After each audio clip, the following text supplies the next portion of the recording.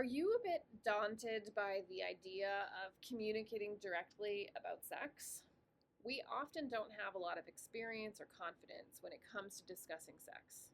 Sex is something that's still kind of considered taboo. If you talked about it as a kid or you asked questions, you might have been told that's not appropriate, we shouldn't talk about this. And very rarely do we actually have the confidence to be able to say, hey, I've got questions about this, or this is what I like, or this is what I don't like with a partner. I often say that there are only good communicators, not good lovers. Lovers are good because they're good at communicating and figuring out what it is that their partner needs and likes. We can't expect our partners to be mind readers and just know what we want. We have to figure out what it is that we like and we want so that we can share that with a partner. Self exploration can be a really helpful opportunity for you to learn what feels good for you.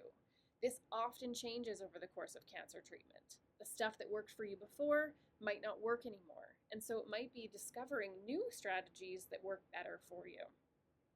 Also, when it comes to talking about sex, we often struggle, again, because we have no practice with it.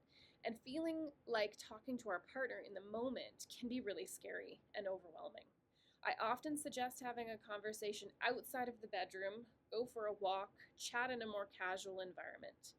And if talking about you and your own experience or your partner's expectations and their experience feels too risky right now, then I'd suggest having more of a general conversation about sexuality.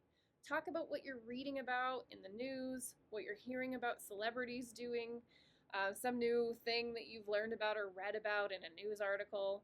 Talk about that more generally, as that might be a good starting point to just increase your comfort with talking about explicit material or using anatomical terms that maybe you're not super comfortable with.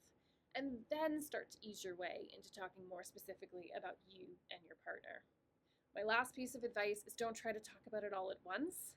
Talk about one small part and know that you can always come back to the conversation for part two or three or four or 10.